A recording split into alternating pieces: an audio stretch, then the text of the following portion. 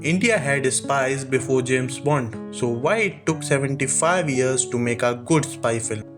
The answer isn't money. It is not talent. It's actually fear. 1950s.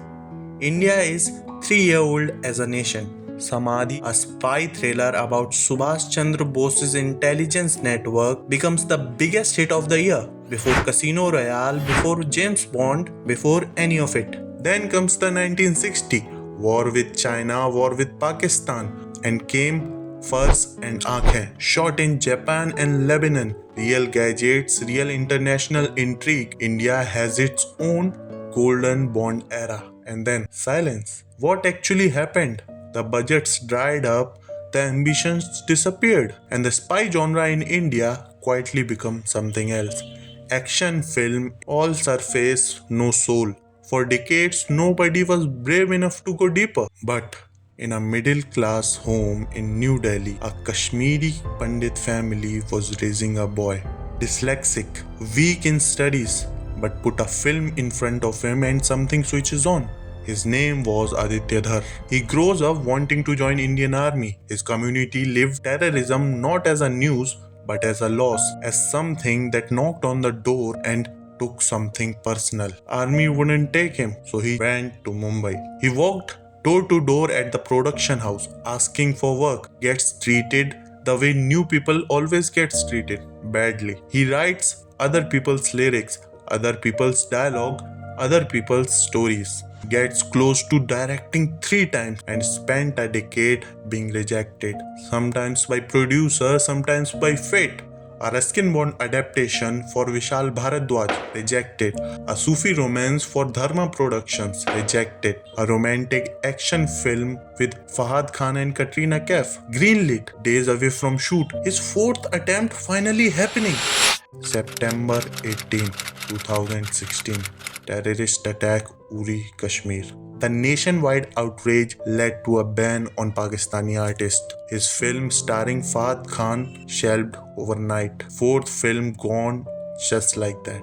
Most people would have quit, but he didn't. He spent 6 months researching the surgical strike and that followed, met journalists, met army officials, put his own money in and wrote a script about the soldier he always wanted to be, about the India he grew up loving and unfortunately watched it bleed. While Dhar was rebuilding, the genre was still broken. YRF built a spy universe, Tiger, Pathan, war, commercially enormous. But these weren't spies, they were gods in suits, no moral grey area, no trade craft, no weight. Commando gave you physicality. Vidyut Jamwal doing impossible things with his body, but still no soul. Baby, Phantom, each one almost got there, but only almost. India kept making spy films that looked right but felt hollow because nobody was making them with passion, with honesty and dedication. All they wanted was easy money. Then,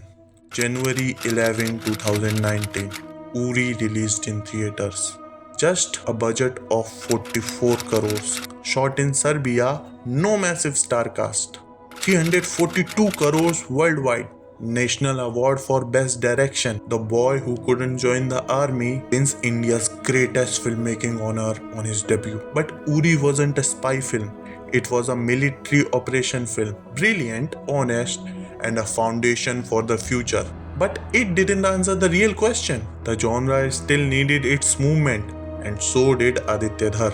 After Uri, he announced Immortal Aswathama, a mythological epic with Vicky Kaushal, a vision so enormous the production house eventually backed out. Too expensive, too ambitious, too far ahead of where Indian cinema was. He quoted James Cameron, who waited years for technology to catch up to his vision for Avatar. 6 years of silence after Uri. No film, just a man sitting on a dream, too big for the industry to hold. So he decided to break the mold. He came back with a spy film, shot 7 hours of footage, realized it needed 2 parts, walked into Geo Studios with a 2-parted plan, both parts shot simultaneously. Cast Ranveer Singh, himself returning after 2 years away from the screen. Two men, both in recovery, both betting everything on the same story. And part 1 exploded. Highest grossing Hindi film in India. Highest grossing A-rated Indian film of all time.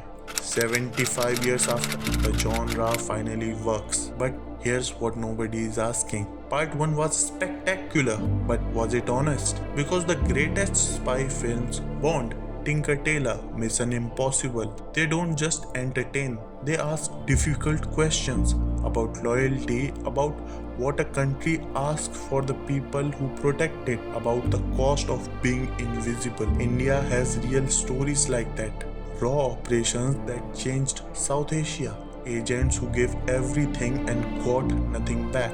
Dhurandhar 1 showed India could make a spy film that actually works. Part 2 needs to show it can make one that matters. Aditya Dhar spent 20 years being said no. He turned a terrorist attack that could have ended his career into a film that launched it. He shelved his greatest dream rather than compromising it. And now, on 19 March, he arrives with the second half of the biggest bet of his life. It's not just a sequel. This is a man paying a debt to the soldiers he couldn't be, to the genre that failed for 75 years, to every real spy whose story was never told. The question India's cinema has been avoiding for 75 years. We finally get the answer on 19 March. But now the question is, will you be there to listen?